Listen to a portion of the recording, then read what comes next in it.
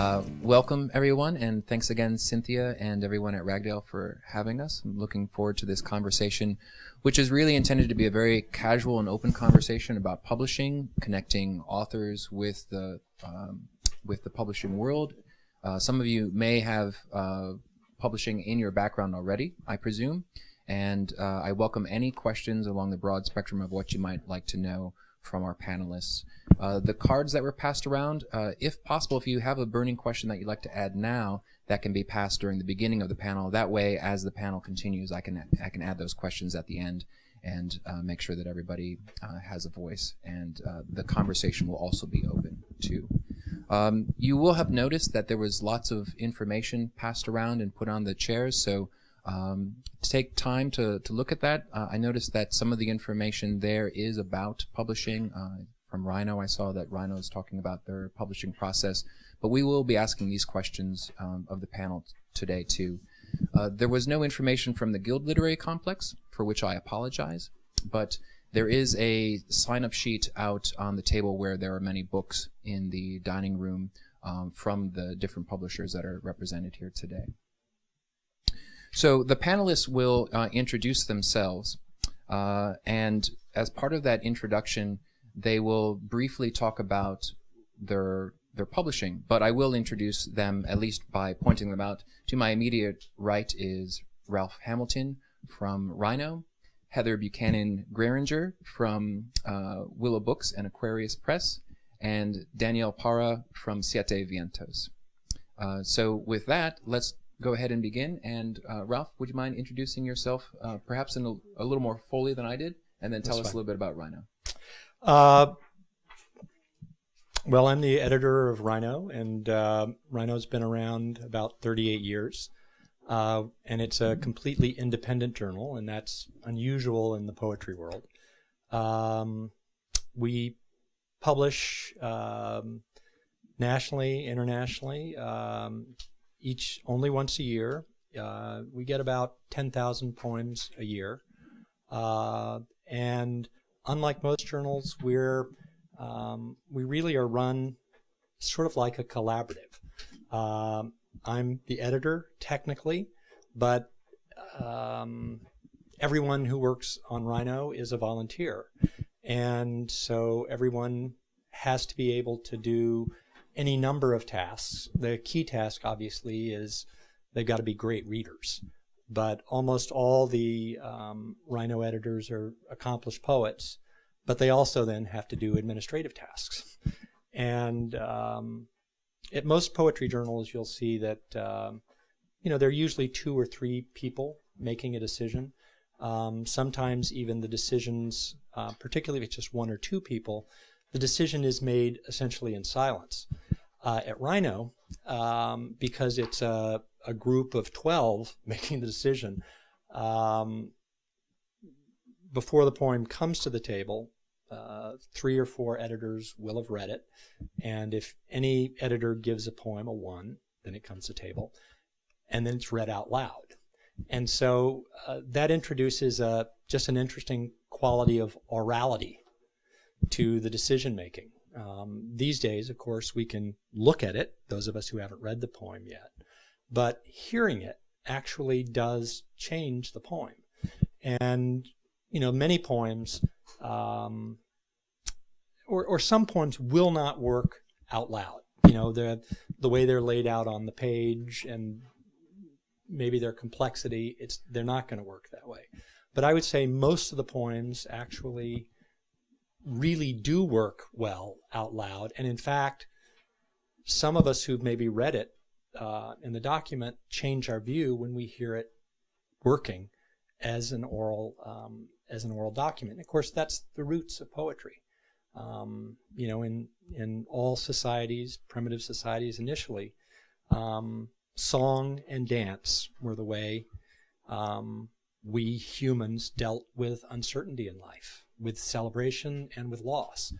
And in some weird little way, we hope our process provides a way for poems to be reanimated and reconnect to that sort of original sense of their songs.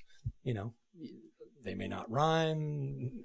They may be spread out all over the page. They may be talking about very much, quantum physics. But they're still, if they're going to work, there's going to be some quality of music in them. And we listen for that.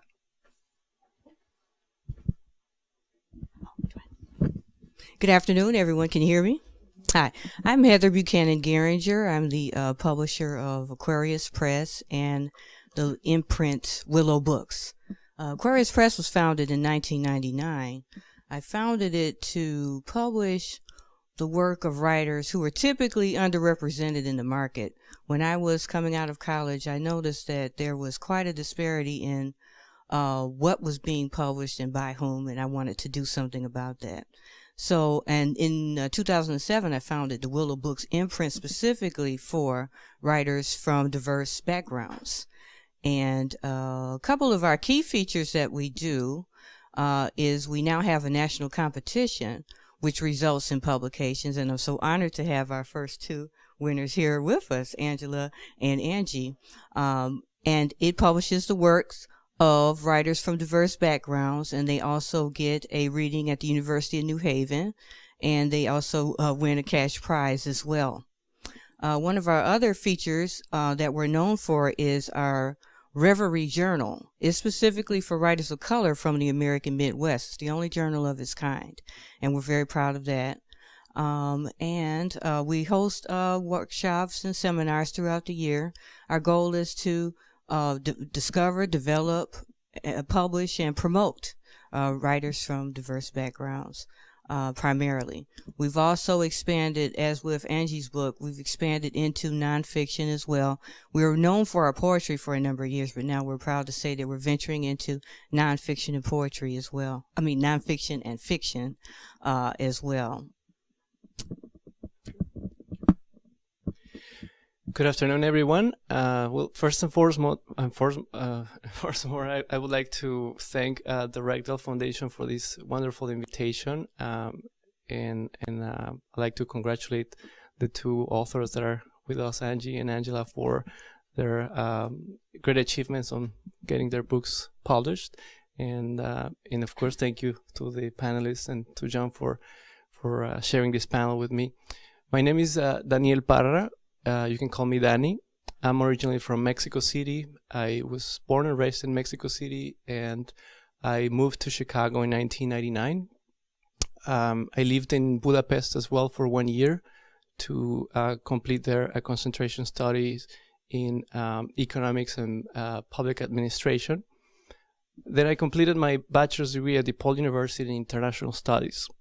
While I was completing my bachelor's degree, I began working in the publishing industry, mainly in the marketing side. I was working for a company that distribute books to Borders, Barnes & Noble, Amazon.com, and I was able to begin working in publishing through that company.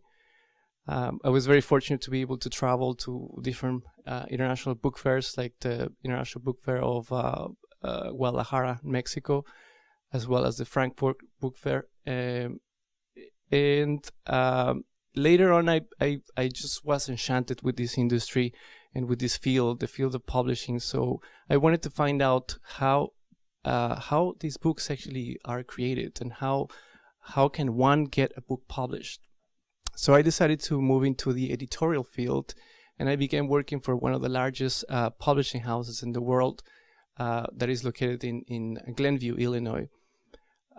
During the recession, the economic recession of 2008, 2009, I was laid off, as well as with the entire bilingual department.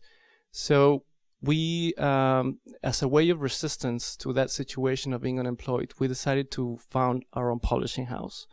The name of the press is Siete Vientos Press, and I am currently the director of Siete Vientos Press as well as co-founder.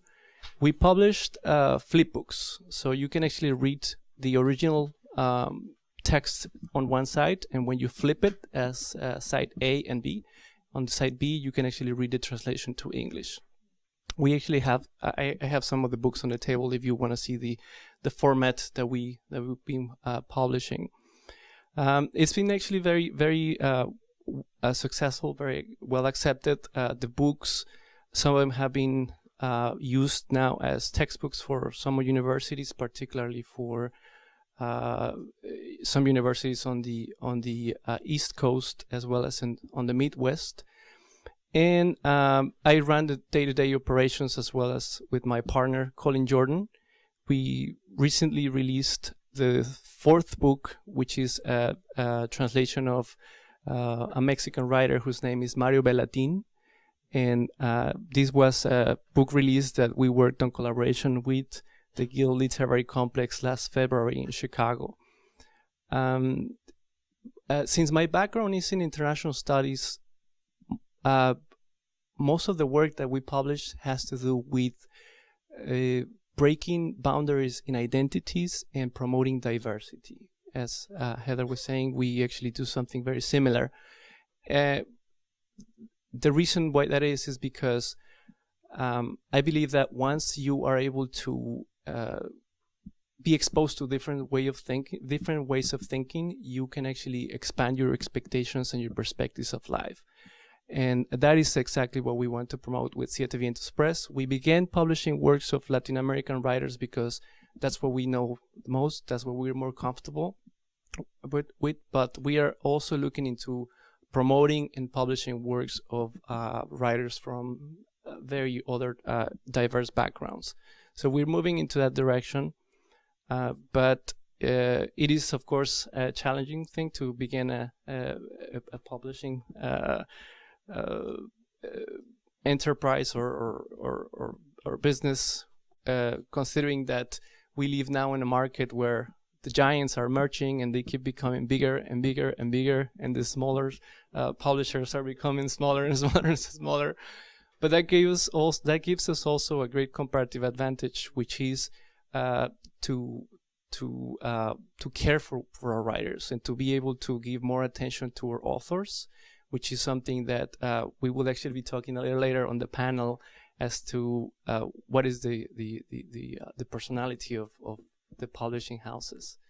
So again, thank you for attending, everyone, and thank you for the opportunity of being here. Thank you very much, everyone. So what I was interested in starting the panel is, because this is called Finding Home, and because this is an opportunity in this very casual setting to just be intimate, I actually wanted to help create personalities amongst publishers, because I think as writers, sometimes we see publishers as the other and we don't know them, and we would love to get to know them or know how they think and tinker inside their brains a little bit. So the first thing that I've asked everyone to do is actually to bring in a piece of writing, an opening paragraph or sentence or stanza that they really love and adore, so that we can feel a little bit about what goes on, at least in these publishers' minds, and then to also have them explain briefly why they're attracted to that particular beginning. And I will actually start with the beginning of a book published in 1994, The Bird Artist by Howard Norman. The first paragraph goes, "My name is Fabian Voss. I live in Witless Bay, Newfoundland. You would not have heard of me. Obscurity is not necessarily failure, though. I am a bird artist and have more or less made a living at it. Yet I murdered the lighthouse keeper, Botho August, and that is an equal part of how I think of myself."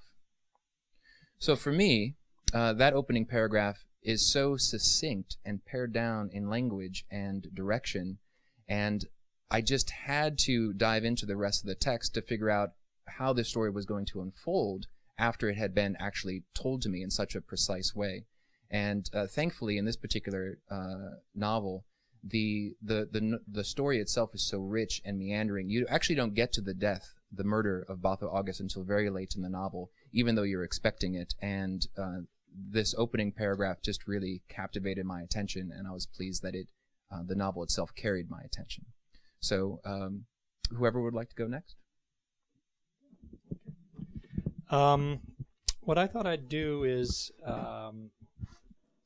just read a couple of lines from poems in the most recent Rhino.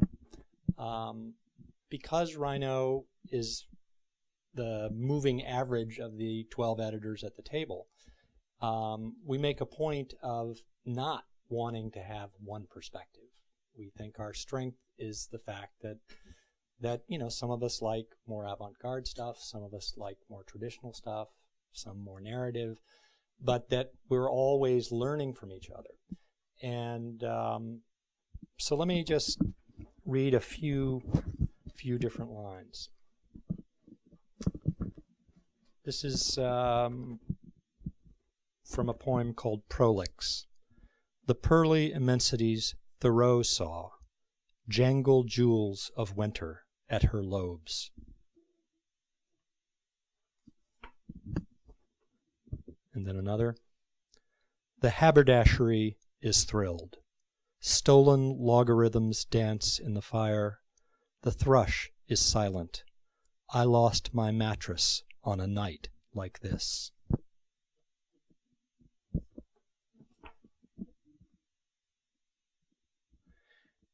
From a poem called The Founders of Modern Zydeco. As if his hands were horses gone buck wild, Boozoo jockeyed rough on the button box, throwing the backing band as he broke time. His hand became horses. And then finally from a poem called Drag Racer. Every Mexican boy wants a drag racer, a warhead to mount, tear ribbons from downtown's irregular heart. I made my boy a pair of wings in the shape of my hands, knotted and black. The first thing he did was fan himself on a hammock in the backyard. So, in Flannery O'Connor's story, A Good Man is Hard to Find, which is about a family being murdered by a escaped convict. After the escaped convict has murdered the last person, who is the most incredibly annoying busybody grandmother, right before he shoots her in the head, she looks up at him and she says, "You could have been one of my babies." So he then walks out from the woods and he turns to his buddy and he says, "She'd have been a good woman if she'd had somebody to shoot her every day." Well, I want a poem to shoot me. I want it to sort of slap me, to wake me up. And in each case, and these were I just started flipping through the book. They weren't special poems, so they're all right near the front. In each case, there was some mixture of language, of music, of subject, of rhythm, and something a little odd. Jingle jangle. I'd never thought of it quite that way. Or some expression that the haberdashery, I don't see that word in poems. Something that just grabs me a little bit. And suddenly I wake up. And it makes me both feel more alive, but it also makes me want to finish the poem. And because, I probably read 6,000 poems, it can be sort of deadening. And so when a poem sort of just seizes you, because it just feels like there's something alive here. Now, sometimes, the writer's not able to sustain that.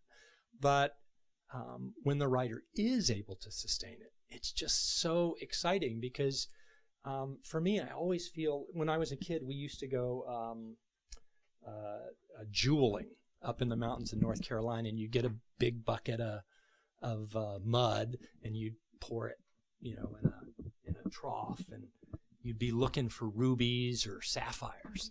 And, I only ever found one garnet, but it made no difference. There was this incredible excitement that I might just find that jewel. And I have to admit that even now, every time I pick up a manuscript, I feel like that little boy, that I might just, as I'm shaking the thing and running the water and I'm totally covered head to toe in mud, I might just find that jewel. And when I do find one, I am so excited. And I hope my fellow editors agree. And of course, half the time they don't, but sometimes they do. And, you know, that's just a thrill for me, always. Before I read mine, I want to thank John just for even thinking of this, because it's hard for publishers. We are the other. We're separate. We're that mysterious leader sometimes. And people, you almost forget your own humanity yourself because you're so deeply entrenched in the work and you're always worried about everyone else, your author. So thanks for that. My choice is one of my favorites. Many of you probably have read this in school.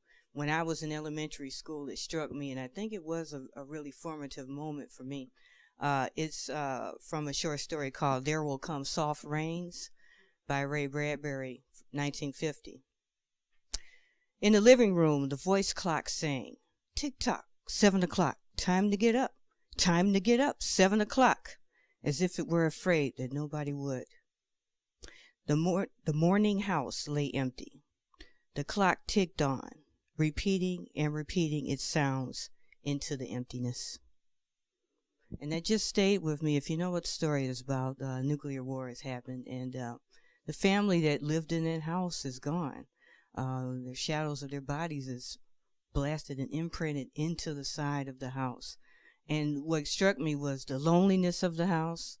What struck me also was the advancement of the technology. Well, we can see it now. I was telling them about how I got here with the OnStar system in my new car, and I said, this is really awesome, but my husband, he's a teacher, and he's a little irritated by it. He's a geography teacher, and it's the idea, you know, he was a little offended by it, but it was cool, but there's also a part of you that is a little afraid, too, because everything's become so automated. I said, pretty soon we won't have to think for ourselves at all, will we, if we're not careful? But the other reason, the main reason I chose this work to mention was just the idea about impermanence of our lives, how nature will continue on long after we're here. But while we're here, what are we doing, and what is our legacy here? The fragment that I'll be reading is from a book called Beauty Salon. The author is Mario Bellatin, and the book was translated to English. It was published, I believe, in 2012 by City Lights Book in California. A beautiful edition, by the way. I'll give you a little bit of the context before reading this paragraph. This novella, Beauty Salon, and I actually have the version in Spanish with me. I won't read it in Spanish, I promise. I'll read it in English. This version was actually published in Spain by a publishing house called Tusquets. But I'll give you a little bit of the context. This novella is about a hairstylist that turns his beauty salon into a center for caring for dying victims of an unidentified plague. That's how he calls it. Based on the reference that you read along the text, that plague has a very similar descriptions as if it was AIDS or victims of with H1B positive. So this text really shocked me because it is the work of a man who is lonely and who is caring for these victims that are H1B positive. So I'll read this paragraph that goes: There were 3 of us working at the salon. A couple of nights a week, we would get all dressed up after closing time, packed up a small suitcase, and head off to the center of the city. We couldn't travel dressed as women, for we had already gotten dangerous situations more than once, which is why we packed up our dresses and our makeup and carried them with us. Before standing on a busy street corner dressed as transvestites, we would hide the suitcase at the base of statues of national heroes. Our trips to the center of the city lasted until the early hours of the morning, at which time we would get our suitcases and head back to the beauty salon to sleep. We all slept together in one bed. And as I was mentioning, this book actually shocked me when I read it because of the way it's written. It has a beautiful prose, and the author goes to the point in many situations, but he can also be very evasive on certain things. And I believe he does that on purpose to let the reader run the imagination, or have the imagination run. And he does it in a very beautiful way. One of the things that really shocked me about the book, and that I fell in love with, is the fact that the topic of the book, or one of the many topics of the book, because it's not just that, deals with the transgender community and how much they have suffered. And through the life of this one character, who is the hairstylist, he cares for others to pretty much give them the best of him during these last times of their lives. And many times, of course, the transgender community it's very much discriminated, and even nowadays that continues to happen. And of course, we live in a society that things appear to be a little different, but all around the world they present many challenges. And I grew up, and I have friends that are transgender, and when they tell me their stories, when they tell me the situations, they're very difficult. And one of the reasons why I wanted to read this paragraph is because this is one of the texts that really that I really fell in love with, to the point that I decided to publish a book by this writer.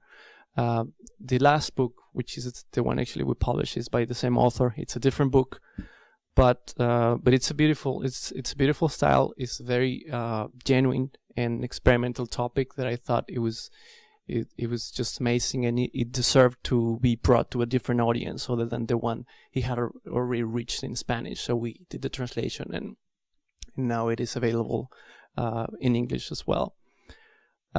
This is pretty much what we are doing with Siete Vientos, and this is why I decided to read this text to you. Okay. That was fantastic. Thank you all very much. In a continued conversation, Ralph gave us a little bit of a sense of what makes a good first impression when he's reading something that slaps him around a little bit, surprises him. Can all of you tell us a little bit about nuts and bolts, what makes a good first impression?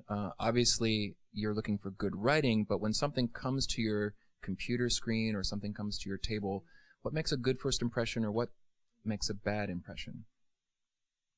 It's hard to put into words as a writer. Like he mentioned, it's all about something just slaps you. It just grabs you, like you said. It just shocks you, or it just really gets your attention. I mean, you have your basic level of, is it formatted correctly? Of course, the first turn off would be if it's not formatted correctly. But even in those cases, sometimes if you take the time and look through it, even if it's not formatted perfectly, there's something in there.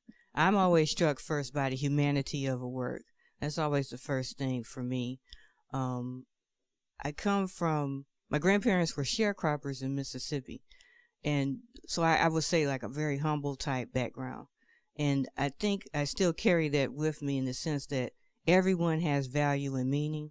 And I'm always looking for that little nugget of something that stands out and tells me what they're about. So for me, that would be the first thing. I look for that humanity of the story. Everyone has a story.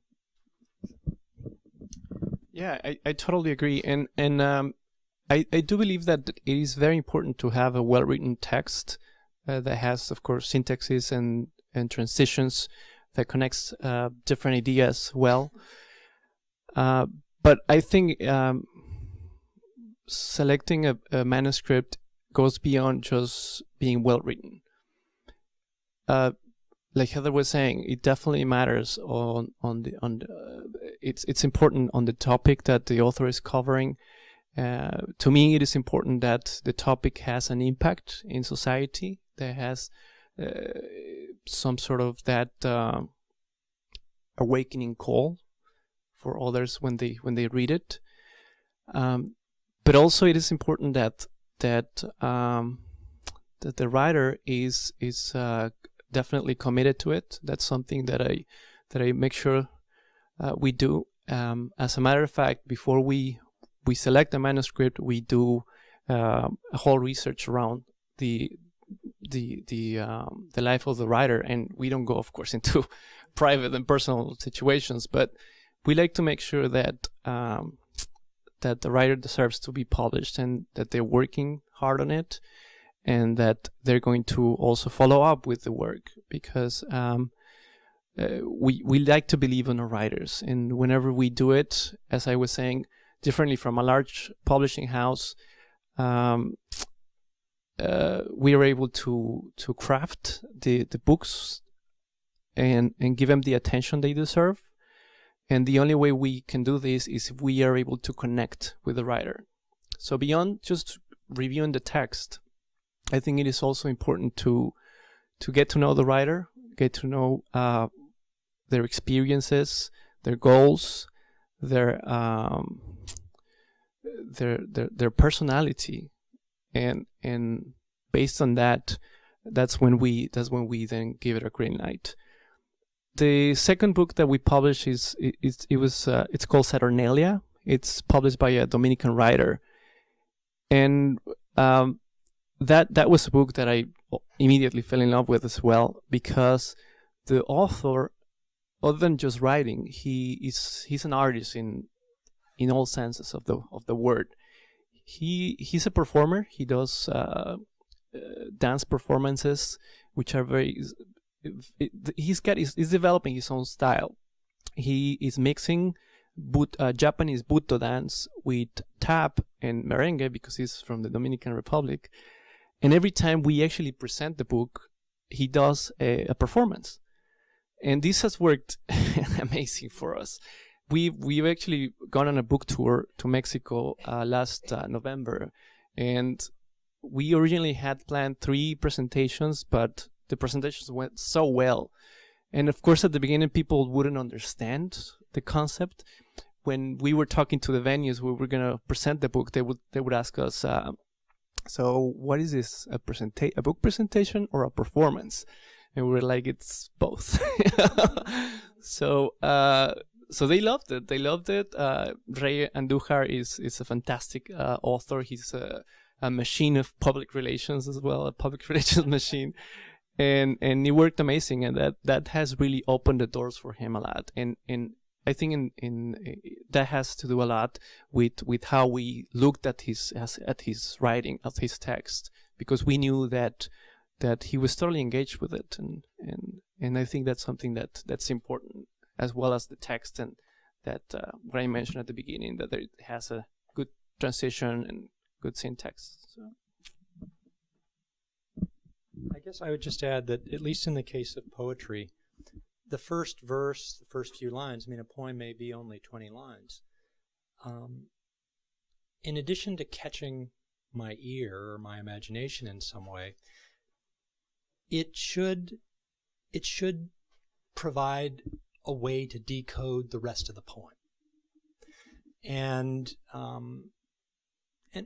often it can be in little things. For instance, if the first verse has no commas or no punctuation at all, that's telling me the rest of this poem is going to have no punctuation. If the first verse has a staccato rhythm, it's educating me. It's saying, okay, prepare, because I'm going to be using a certain kind of staccato rhythm, or I'm going to be using a certain kind of diction. Even if that's going to change later in the poem, usually in the first verse, by the way the writer's writing it, it will let me know that it's going to change. And it may just be something subtle, by having some counter rhythms.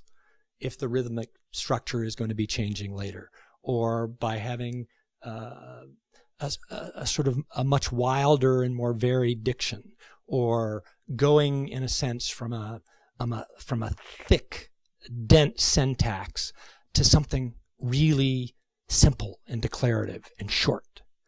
Right away, it's telling me, okay, this writer is going to be doing this kind of thing throughout the rest of the poem. And so I guess the second thing I'm always looking for in a really good poem is the writer so much in control of her work that from the get-go, she is helping me, who, am justifiably ignorant of this poem, is helping me in understanding how I should read it, what's important to be reading. And, because many poems, they're good poems, but the poem that sort of rises up above just being a good poem is the poem where there is work to be done, and the writer is actually helping me do the work in understanding what's important in the poem, whether it's sonic, structural, subject matter, form, or whatever. Thank you. I'd like to continue a little bit about this growing sense of relationships that happens between authors and their publishers, and also ask if you do have a question that you've written out, if you could pass that over here to Angie. We'll get to those in a few moments. Danny, I'd actually like to start with you, because of the three panelists right now, Siete Vientos does not have an open submission call. You search out authors and you do your research and you build a relationship in that way. But at the same time, I wonder, do you have people who are reaching out to you now that you've published 4 books, and what is it that you're saying to those authors, and does Siete Vientos have plans in the future for opening up some kind of a submission call? Definitely, yes. That's something that we will look into once we have, of course, more resources, more time, and the ability to establish a system for receiving submissions. Actually, the second book we published, which is the one I was talking to you about, Trey, and titled Saturnalia, that was actually a submission. We got the manuscripts and we fell in love with it, and we went with it. What we usually do is we try to be as proactive as we can, and once we hear about a writer that calls our attention, then we go ahead and we research their work, and we see how suitable it is for us to get their work out there. I believe it is important for us to establish that system of receiving submissions, and that's something definitely I'm gearing towards.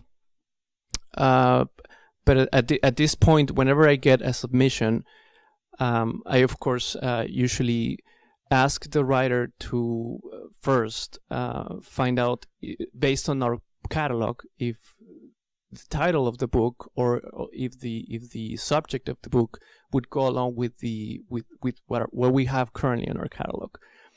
It is sometimes the occasion that we get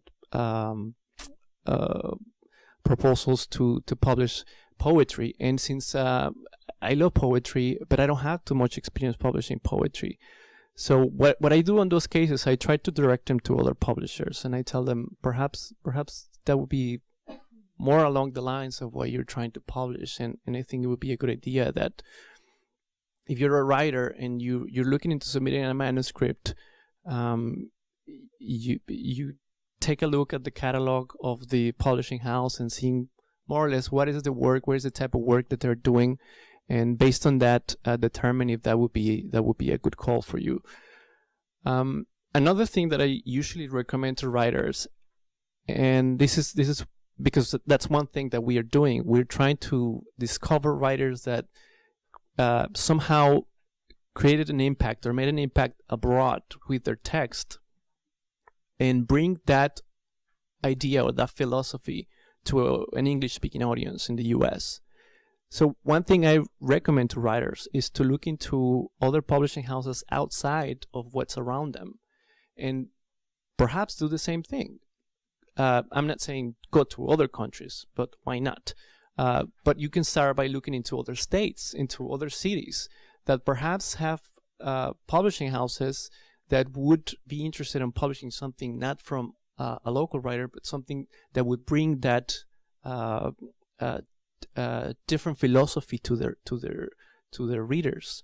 So that's a good. I think that's a good advice, to make sure that that you are of course looking into the work of the publisher, and to expand your possibilities as well, not to stay with what it's around you. One thing, and that's one thing that I tell authors that approach me and that they ask me to go over the manuscripts. I'm happy to read them, and of course, as time is limited, I sometimes don't have time to read every single manuscript that we get. But one thing that I make sure is to reply to them always, and to thank them for thinking of us, because it's just the fact that they're considering us as their publishers. To me, it's very flattering. It's a very special thing for me, because again, whenever I connect with the writer, I do it in a way that we form a collective. I mean, it's not just us publishing the work of the writer and we'll work on it and we'll let you know once it's out. No, it's making sure we work with you during the publication, and once the book is published, that's when the work of the writer begins. You know, after of course doing all the work of writing the book, which is itself of course really complicated and needs of course that discipline. But once the book is published, there is a different type of work that begins for the writer, which is making sure the work is known for other people, and we want to make sure that writers know that we value the fact that they come to us, and we of course try to find other publishers that perhaps might be more suitable for their work. And Heather and Ralph, it's a little bit different for the two of you, because you do have submission calls, and because all of that work of making decisions happens behind closed doors, I've often wondered, is it in having a relationship with writers, say, that you haven't published yet, that you see in various cycles, do you start watching for them, and how do you relate to them, and how do your letters to them change, or can you demystify to some extent how you start building relationships behind the scenes, even if we don't know that you're building relationships? That's a really good question, because that has happened to me recently. There's a couple of authors like that, and there's one that he started submitting, and the work is just about right there, but not quite. So I wrote back to him because, like Danny mentioned, I tried to reply and get back to the authors. It's so, I know from as a writer, you know, from my early years, it's really hard when you get that form letter that has, you know, if it's a rejection letter that has just it doesn't say anything, and it's just so hurtful. But if you get that little, I got one that said, this is really good, but you need to do this or that, it really encourages you. And I try to do that myself as well now with authors who submit. So anyway, I've had occasions where there's a writer that is right on the brink, and I think they have a chance or potential. I write back and I tell them, okay, if you do this, or if you look into that, or whatever, or I refer them to an editor sometimes, and they resubmit. And in a couple of cases, that has actually evolved into actual work that we did eventually publish. So it makes me feel good, because one of our goals is the development of the writer. So we do have case examples of where contact with them led to a publication. Probably every poetry journal does it somewhat differently. Because we receive so many submissions, we are, and because our decision process is, you know, a group process, meaning we don't have a particular taste. We have, you know, the taste of these 12 people on a given night. We don't so much, you know, we don't typically solicit. Things come in. If the person has been published before, you know, we probably give them a double reading in a sense, because they sort of rise up. But even each of the editors has a different way of going about it. I usually don't read the bios before I read the poems. Other editors absolutely read the bios first. And it's not that there's a right or a wrong way. It's just, for me, I learned I was too often disappointed when I read this bio, and they'd been published in 50 different prominent journals, and I read the poem and it's just a stinker. And and then I end up reading the poem again, like, what am I missing? This is such a bad poem. And I just decided I gave a cleaner reading just to read the poem. And and for me, that was more efficient. But, it's totally valid to do it the other way. I think what we love is when we can find a writer who, in a given issue, we may have someone who's former president of the American Academy of Poets, and other people who've had 10, 12 books. But in this current issue that's just about to come out, I was in Honduras at a girls' orphanage, and a former teacher of mine, Spencer Reese, who's a amazing poet, was there, and he had brought me down, and so we were both teaching poetry to these girls. And a 15-year-old girl had written an extraordinary poem. And it's not our process, right? Because it's a group process, but I totally violated the process. I emailed Angela and I said, we have to take this poem. She said, and it just happened there was going to be a Rhino meeting. So 2 days later, and I couldn't even type it in, I took a picture of it. She read the poem. People said, that's a great poem. And so, so I love the fact that we could publish a 15-year-old girl. But the majority of the people are, well-known poets. And it's because what we want to find is the best of poetry in a given year all around the world. At least as, we sitting in our little group of 12 can determine. And so it both feels validating, but it also feels just incredibly exciting when, we can disregard provenance and we just read the words on the paper. And so finally, that's what matters. That's what's going to matter to our readers. And that's what we try to go for. And, with a young poet, if being in Rhino in some way can help them, that is just absolute gravy for us. Okay, this is my last question. We have some really great questions from the group. Thank you for those.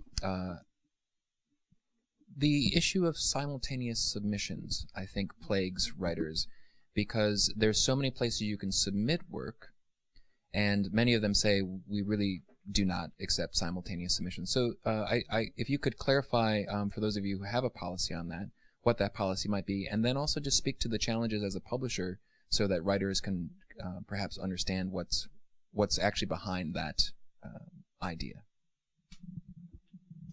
Well, as I was saying, we try to search for manuscripts rather than getting the submissions. But whenever we do, we are totally okay with reading something that's being read by someone else. And it's been the occasion that we're reading something, and then whenever we decide to publish it, it turns out that someone else already got it, and it happens, But I think I believe that as a publisher, you have to be open to all possibilities, and these might happen. This has happened, and the only thing we can do is, of course, to move on and continue to work. Once we have a manuscript in our hands, I actually refer to the group of ancient old wise men that I have locked up in my basement. I let them out. But I actually work with a group of people that are part of the editorial board for this magazine in Chicago that is called Contratiempo. and we rotate the manuscripts that we have whenever we are able to obtain one, and that makes things much easier and faster for us. So once all of us read the different manuscripts that we have, we come together and we discuss them, and if that works well for us, then we go ahead and make an offer. If not, then we also let the writer know, of course. But as far as submitting or having manuscripts that have been submitted simultaneously, we don't have any problems with that. Whenever we publish Saturnalia, which is as I was saying, the only book that we've published that the manuscript was submitted to us, the book had already won an award in New York, which is called the Ultramar Award, and the author had already sent it to other publishing houses.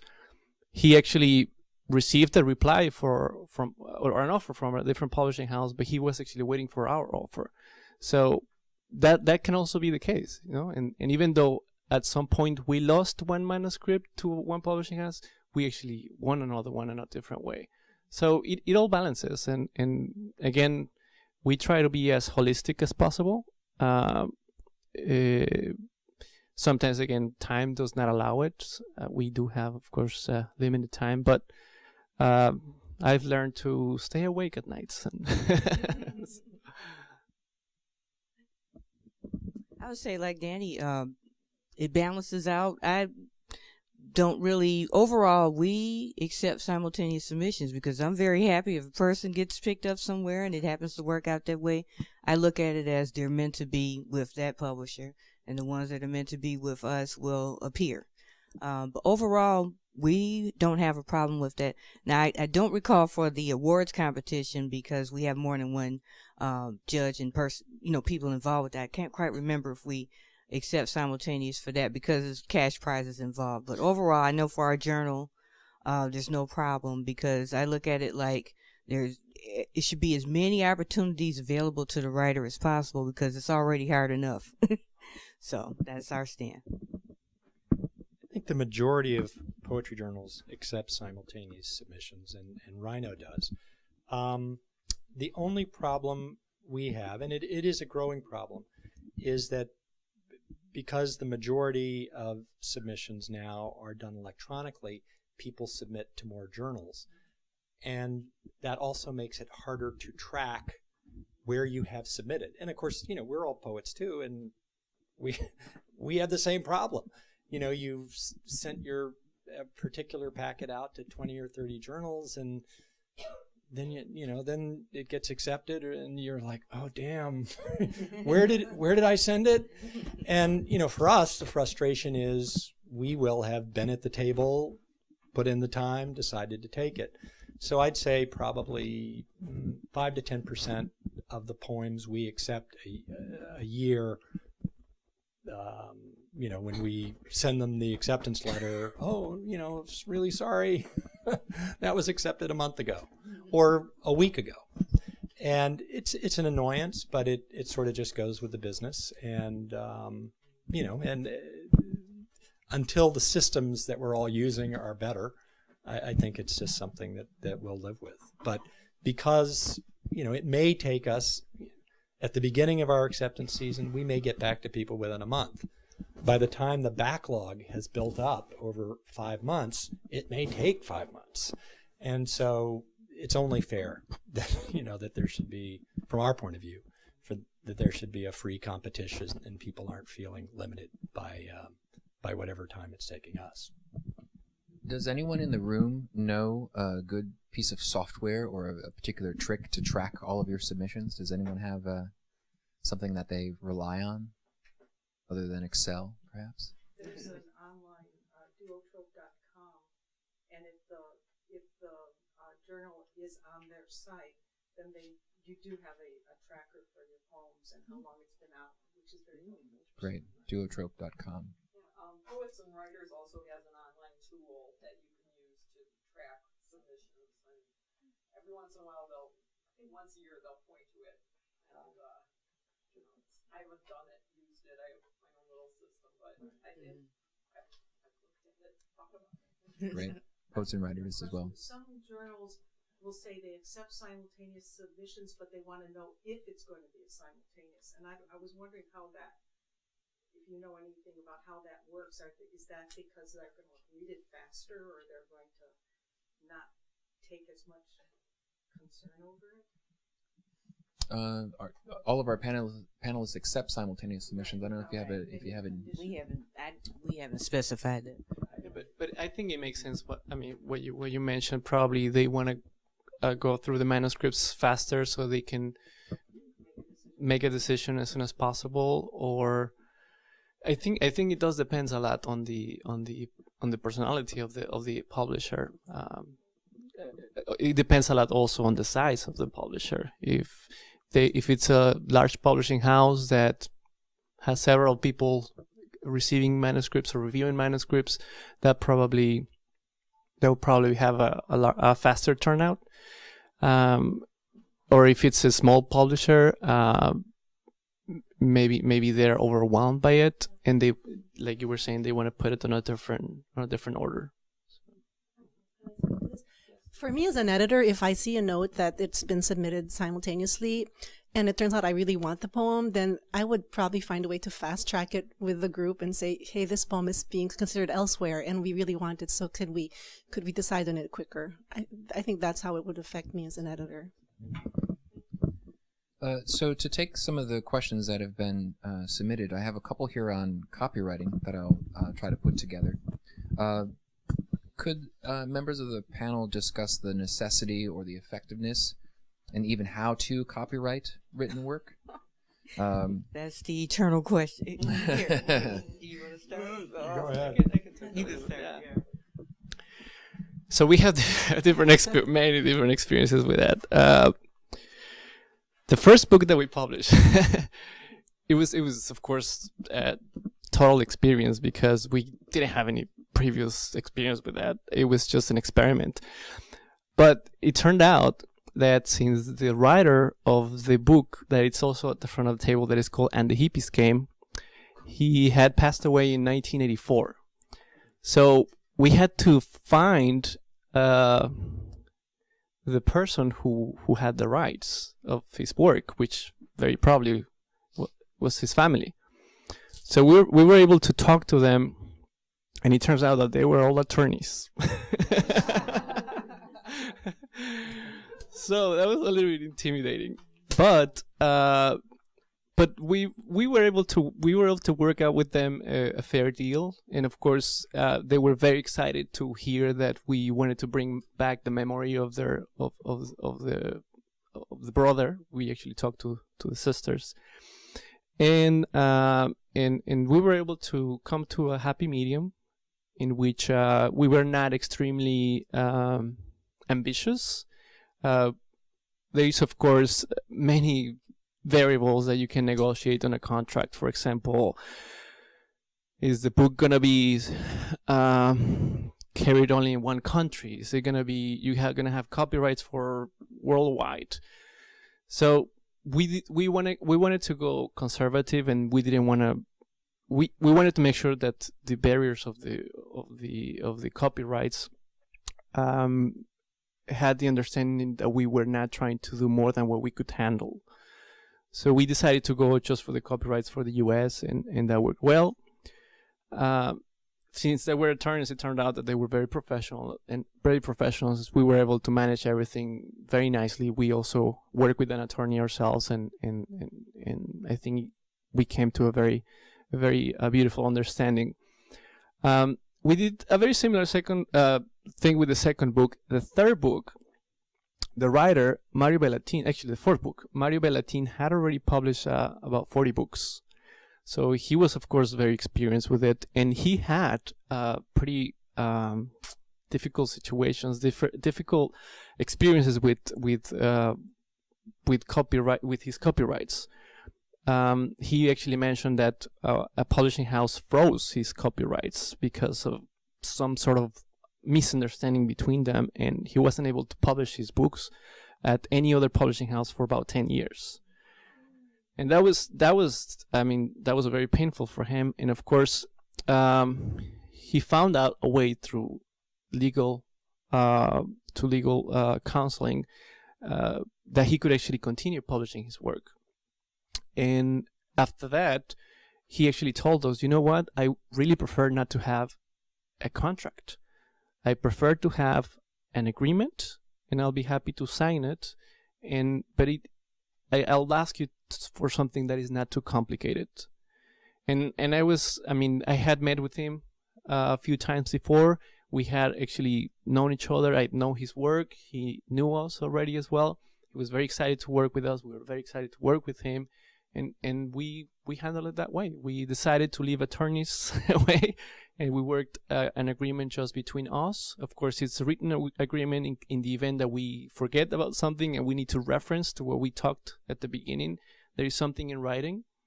But even on that, we try to be as flexible as possible. And of course, you do have to be careful who you do that with. So that's one of the reasons why I was saying that getting to know a writer and their personality, I think it's important, and it can be as important as getting to know their style and their work.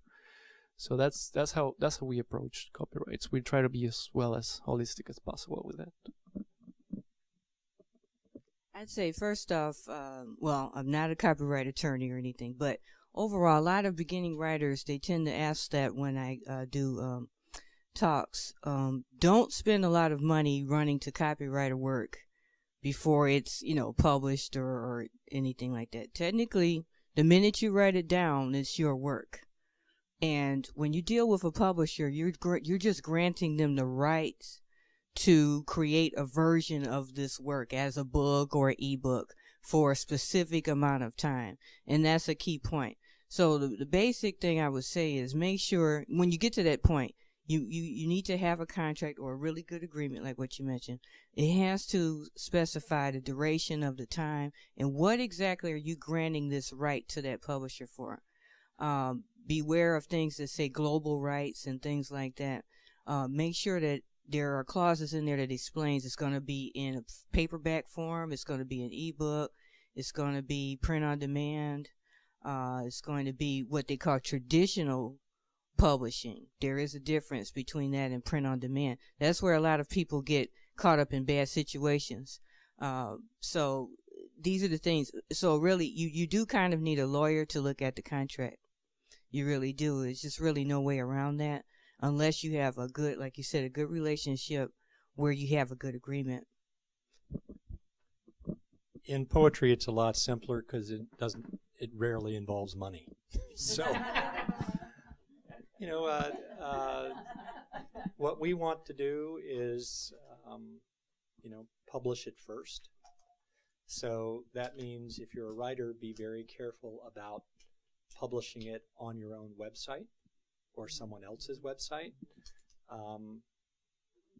because the rules around what entails publication continue to change at Rhino, but at every journal, because we're all sort of learning as we go along, and we try to be flexible, but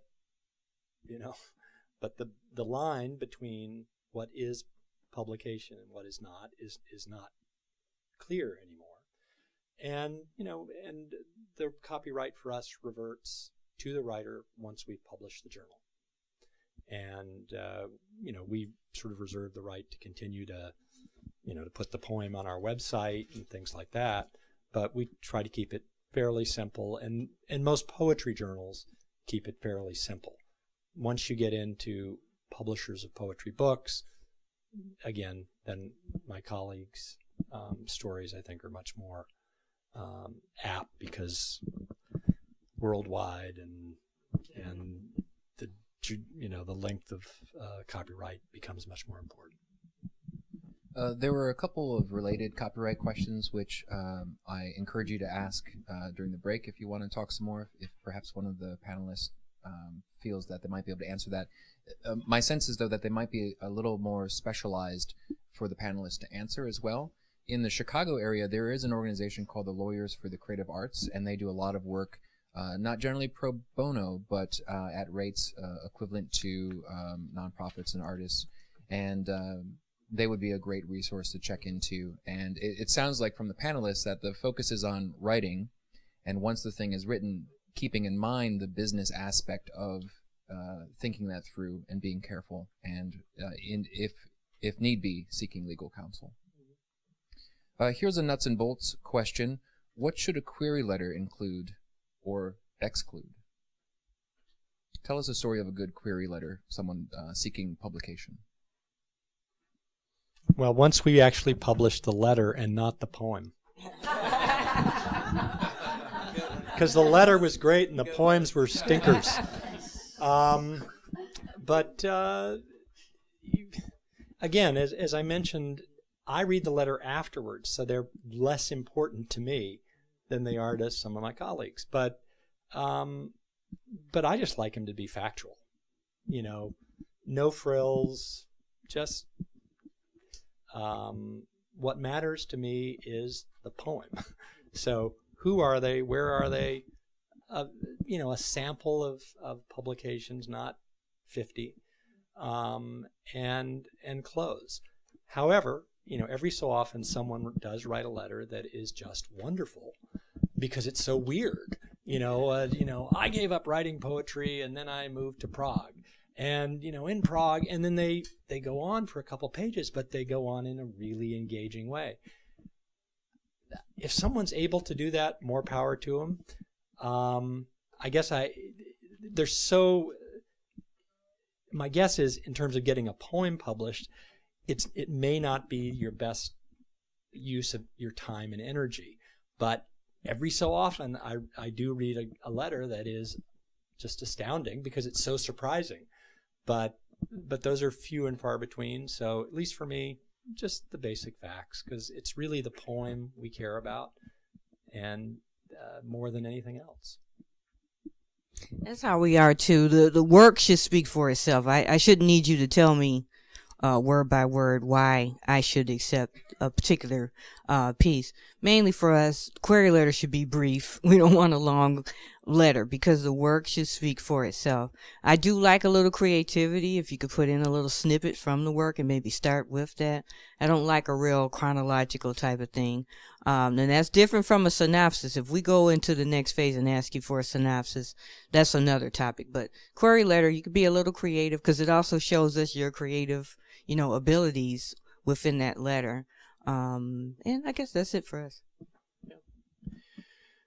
Yes, as I mentioned earlier, I like to make sure that the author is contacting the right publishing house before I request any further information. I mean, I've had writers asking me to publish cooking books, and I was like, I'm sorry, but I'm not publishing that right now. But more than receiving letters, I think that one thing I do is to sit down with the writer and talk to him directly. I like to see and feel the excitement of the writer to go over this process and get that feeling, as well as, of course, reviewing their work. But yeah, I think that an interesting query I got from a writer was to publish a cooking book. Danny, I have another question for you in Siete Vientos. How do you find translators, or how do you work with translators? What is that part of your publishing company? That's a really good question. The first book we published was actually a suggestion directly from the translator. He had a very he was very acquainted with the writer that we published. Of course, there was not much he could get in touch with the writer because he had passed away in 1984. But he knew his work very well. He presented the project to us, and we published it. That was, of course, a very easy way of us to find a translator. The following translators that we work with have been through people that have heard about our publishing house and they really liked what we do, and at some point they have come to us and told us, anytime you need a translator, just let us know. Here's some of the work that I have, which in a way kind of works like a writer. They have to submit some of their work, and we review it in addition to reviewing the manuscripts of the book that we're going to publish. And the second book was actually translated by Colin Jordan, which is actually part of Siete Vientos Publishing. He actually is part of our press. His wife is Dominican, and he has lived in the Dominican Republic for a while. He's originally from Chicago. And the author of the book is of Dominican origin. So we thought it would make a lot of sense for him to do the translation. And he, of course, studied Spanish in school. His major is in Spanish. His bachelor's is in Spanish. And he's just really passionate about the language. So we thought it made a lot of sense for him to do the translation.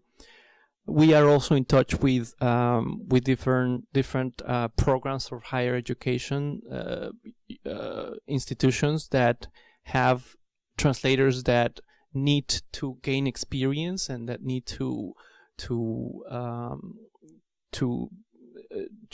get their name out there. So we of course also get in touch with different universities and see if they have potential candidates that would work for us, and that we can come to a happy agreement of course, monetary and as well as professional. So that's how we do it. A quick question for perhaps Heather and Ralph.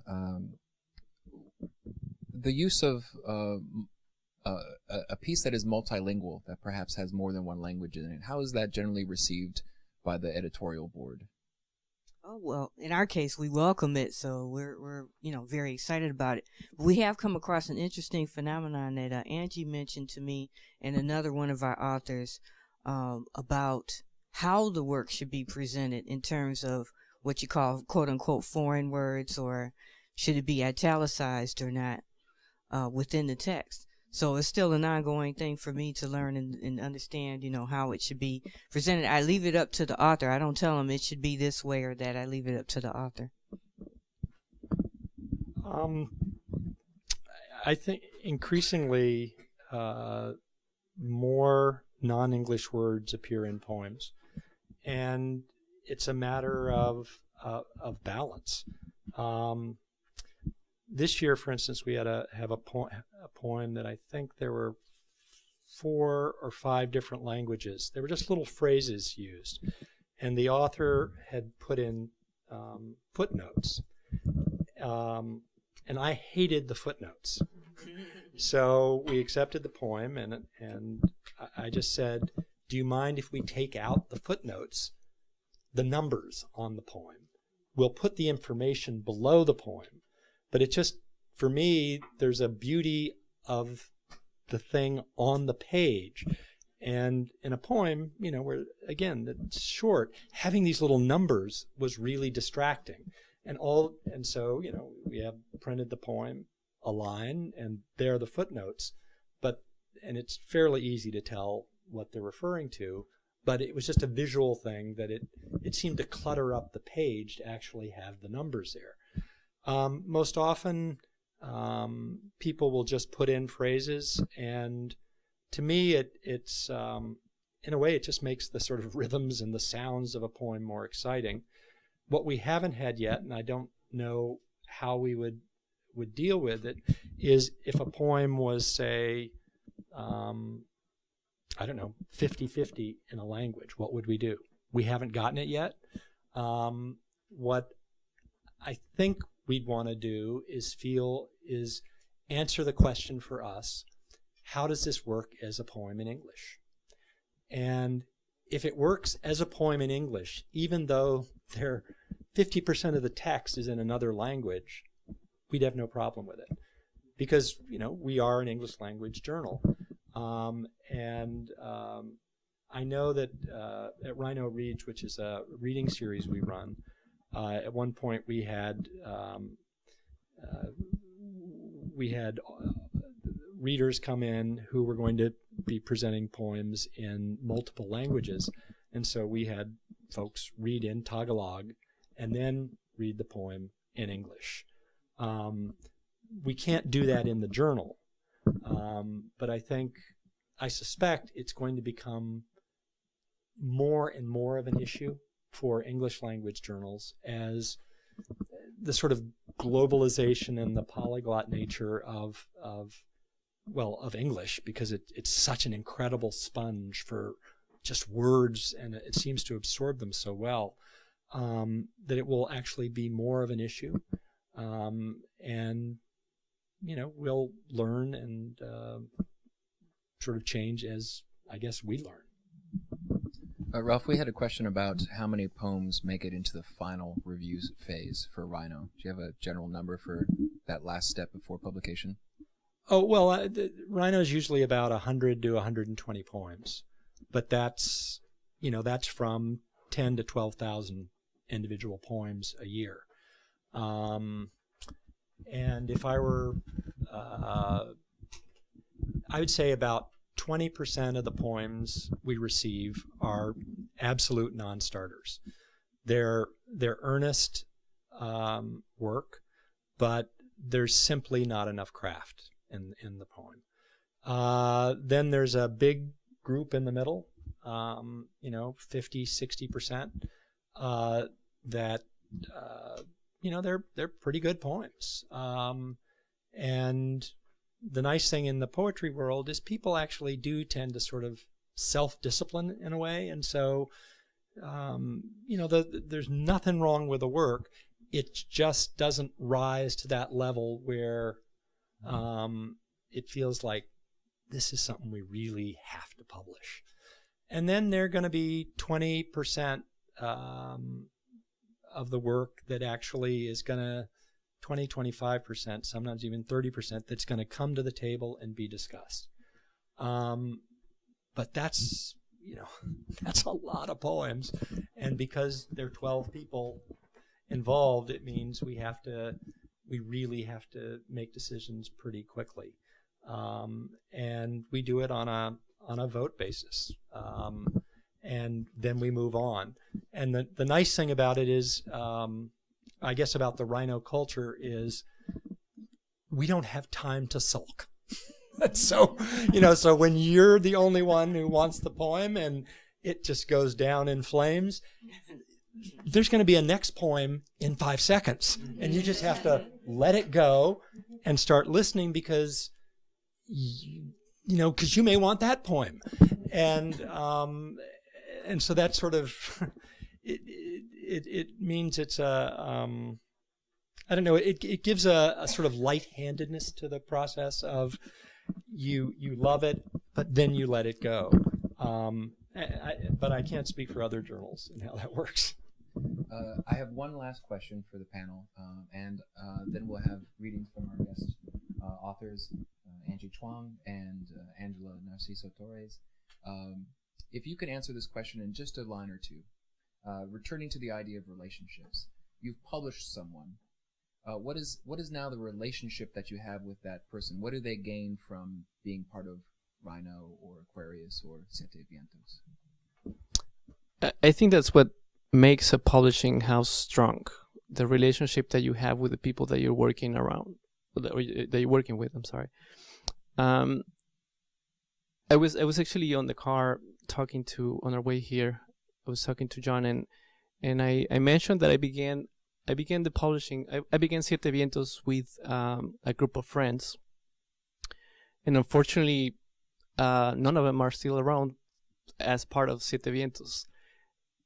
On the other side, the people that I didn't know that I began working with became some of my best friends after I began working with them, and I think this is something very important for me, that there is an understanding, there is a shared passion for what we're doing, and that there is a long-term relationship. I value that. I value that very much. I value respect. I value the attention that each other can give, and sometimes when we can't give the attention because of time restrictions, we will understand, and they will understand, and I think that's a very important thing for a publishing house.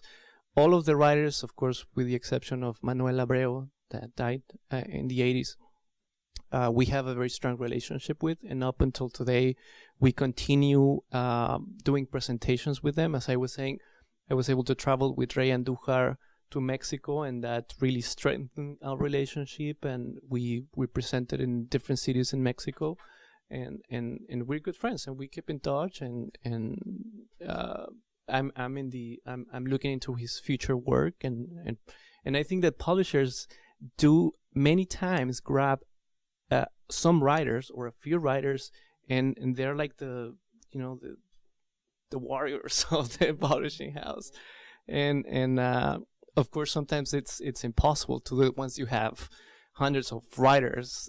It's great to have hundreds of friends, but sometimes time is limited. But I think that's really important, to have a good relationship and a friendship with your writers. He said it perfectly. I guess I would say, if I had to say it in one line, it would be welcome to the family. We really have established some really excellent long-term relationships with a lot of our writers. And like you mentioned, there are a couple that we've published more than once, which, starting out, you would have never thought that you would do that. But there's something where you get to know them, you get to know their potential, you get to understand their language, and you're just so proud of them. And it's really, really paid off for us in terms of one of our recent authors, Derek Harrell, who just won a national award for his work. And it was because we kept a relationship with them. And it is almost a feeling, I don't want to let them go. I enjoy getting to know them, and really, they're like-minded people. You're coming across people because you saw something in their work.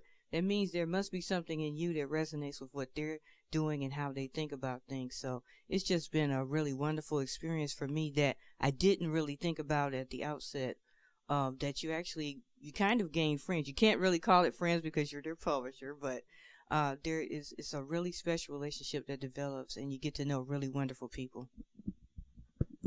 I guess we try to keep in mind that we're nothing. The writers are everything. And, all we're doing is serving the stuff up.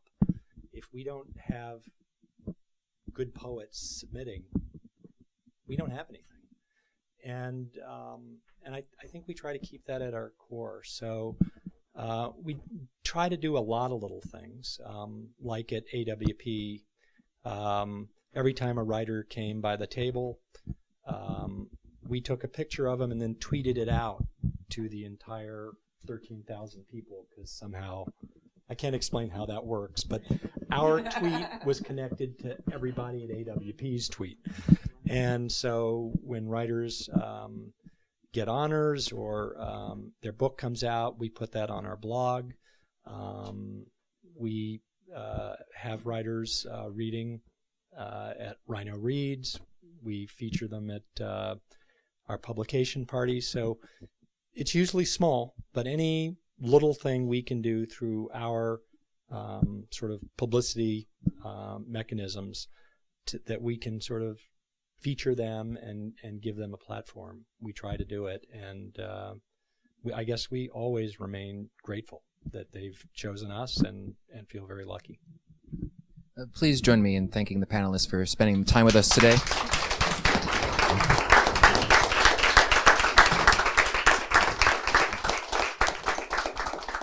Thank you all very much. Of course, we'll be around momentarily for some social time before the workshops, but we have the pleasure of having 2 short readings from our workshop providers today, and I believe...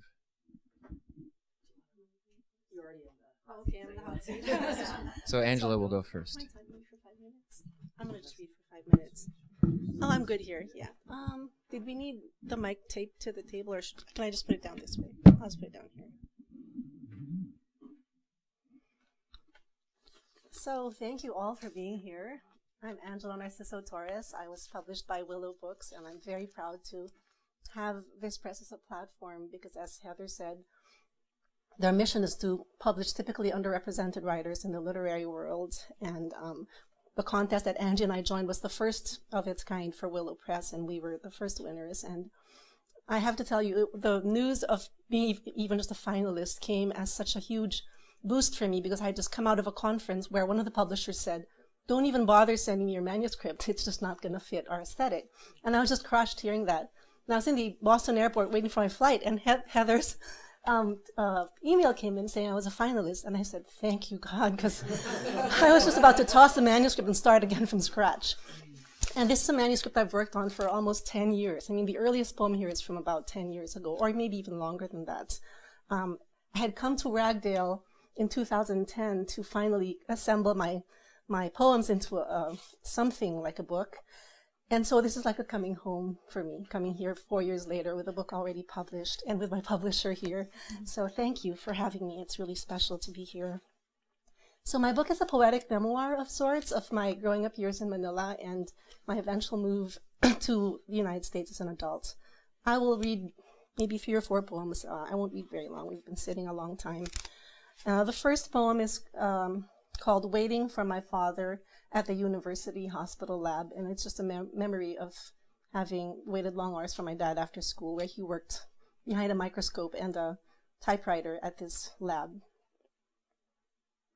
On his desk, coiled against a fragment of uterine wall, the fetus floated in a mason jar, pale thumb raised to its voiceless straw of neck.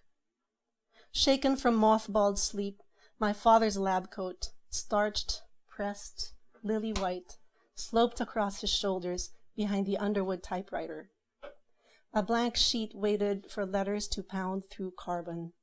Malignant, benign, malignant, malignant, benign. Pipette thin, barely 9, I crossed the doorway. No sound but the shuffle of patent shoes on tile. Clicking against the microscope, his ice cube lenses magnified that other universe. Berry-stained cells congealed into rocks, ringlets, ferns unfurled, moon craters.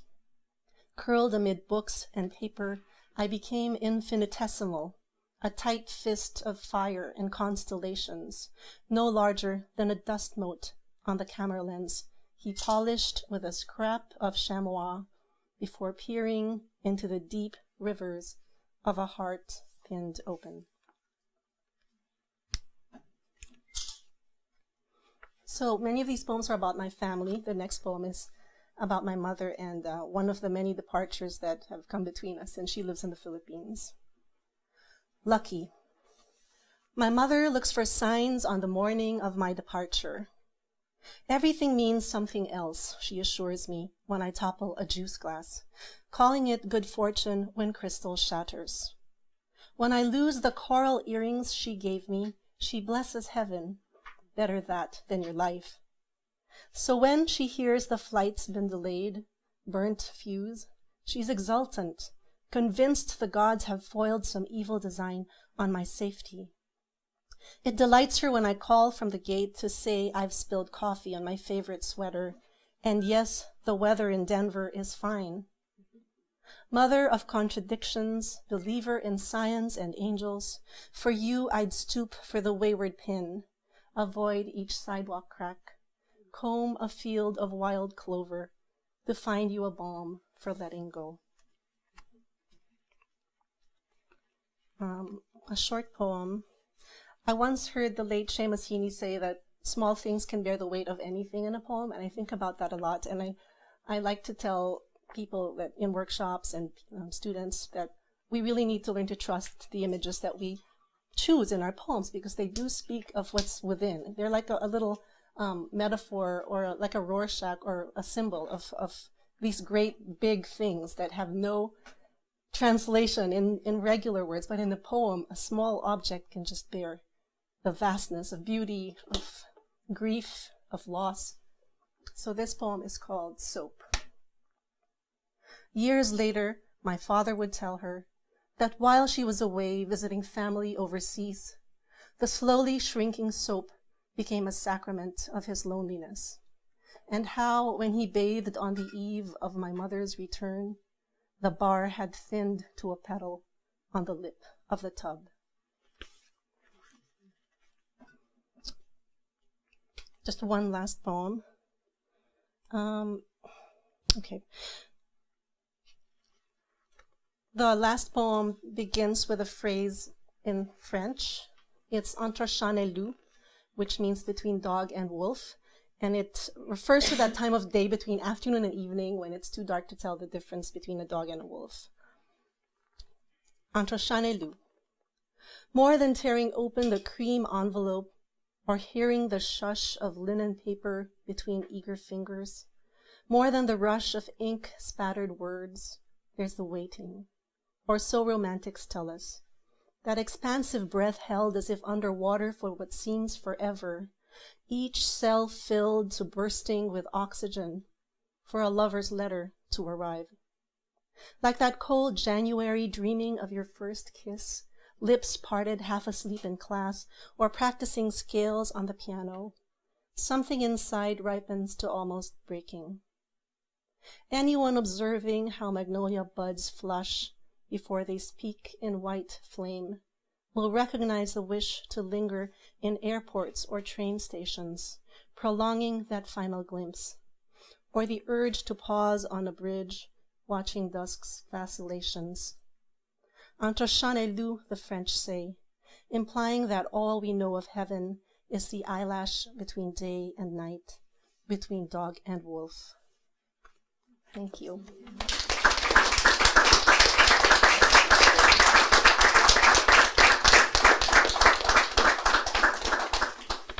Thank you so much for everyone's presence, and Cynthia and Ragdale for hosting us here in this beautiful space. The book that I'm reading from, The Four Words for Home, just came out in the last couple of weeks, and much of it was written and revised in a room upstairs in this house. And so this has a lot of meaning to me, and I'm a rover when I write. I can't stay in one place. So there's probably not a space in this room and that patio that I haven't brought my laptop to. So this is very special for me.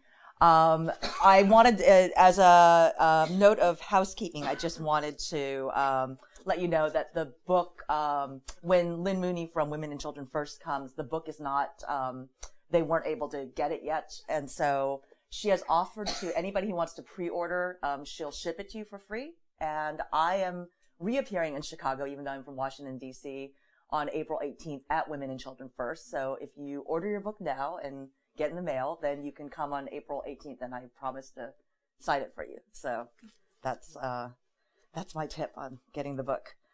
The book that I wrote and that Heather and Willow Books amazingly and kindly chose to publish after a very long journey. It took me probably about 8 years to get this book done the third time after many revisions and published, is about my journey as a journalist to Afghanistan and how it intersected with my family's own story as immigrants from Taiwan. And so I'm going to read a passage from the prologue that describes how those two journeys intersected at one moment that was pivotal for me.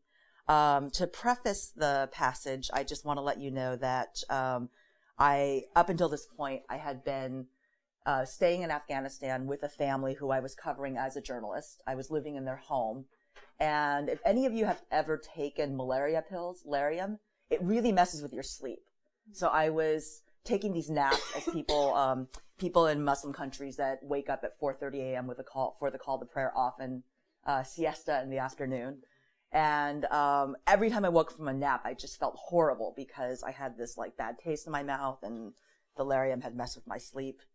And so this is what happens one day after I wake up from one of these dreaded naps. I had forgotten to wonder where I was. It didn't matter now. The women stirred, looked at me quizzically through sleepy eyes.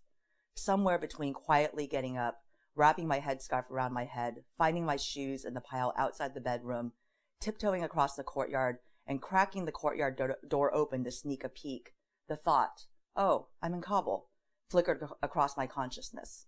The voice grew louder. He was coming around the corner. In time with the chanting, cartwheels squeaked and strained. Something made a whipping sound, like sails in the wind. Then, licks of blue, gold, fuchsia, and white teased the dusty sky and dun landscape like flames. And he was on our street. A pushcart full of fabrics, billowing from poles, folded in neat rows, neatly engulfing the wiry man behind it all. Chador a chadori, chador a chadori. He was selling chador, headscarves, and chadori, burqas. On each corner of the cart, a post held a chadori, striated by dozens and dozens of tiny pleats, billowing in saffron, snow white, and dusky blue, the most commonly worn shade. The veils filled with hot cobble air to assume the ambiguous forms of their future wearers. I studied the oval mesh face screens at the top of each one, as opaque and inscrutable as they were when actual women were behind them. The borders of the screens were embroidered with repeating floral patterns, works of delicate craftsmanship. Then the wind picked up, and the hanging ghost women evaporated as the veils became flags, horizontal in the breeze. Chador a chadori. The walnut-skinned man wore a white prayer cap. His baritone was languid, his R's liquid, the rising and falling notes of his tune so familiar. Had I heard him before in my sleep? As he approached, I slipped behind the front door. A scarf and veil salesman surely would appreciate female modesty. But just as he passed, one more look. Chador a chadori. As he passed from sight, the voice faded. I had heard the tune before. My grandparents lived in Taoyuan, a mid-sized city in Taiwan's north. It was near my mother's birthplace and the city where my father had grown up. I had visited this area intermittently since I was 2 years old. I had been born in San Francisco, but Taiwan, more than I realized at the time, was part of who I was. The damp tropical air, the people speaking Mandarin with accents like my parents, bitter scents of Chinese greens, and ferric wafting from organ meats at the outdoor market. For as long as I can remember, every morning in Taoyuan, the same chant rang out over and over, carried by a tinny amplifier, often muffled by rainfall. The voice was female, and I can't say if it belonged to the same woman all those years, but the words and tune were always the same. Mantobao, mantobao, mantobao, mantobao. The woman pushed a cart full of mantou, steamed rolls, and bao, stuffed breads, around the perimeter of the outdoor market. Her deep voice rose and dipped, stretched out the round vowels. The chant faded and grew as she made her way around the neighborhood. I saw her once in a conical straw hat with a weathered face, the color of weak oolong tea. Her cart was packed with round, stacking stainless steel containers full of those creamy white rolls, each as big as a fist. The steaming dough trailed milky sweet clouds in their wake. Mantobao, mantobao, chador a chadori. The 6-syllable rising and falling cadence of her cry and his chant were echoes of each other. Different languages, different products, same song, same notes. Was it just that these two countries, in their varying trajectories toward modernity, still had economies that supported chanting, cart-pushing street vendors? Perhaps. But to me, those 6 syllables were about one thing: home. As my childhood home was divided by my parents' impending divorce, I finally felt at home in Kabul. I could link the scarf and veil salesman's chant with something familiar, something essential to who I was, to the family and culture that defined me. Taoyuan, Taiwan was not my home, had never been any more than Kabul, Afghanistan was.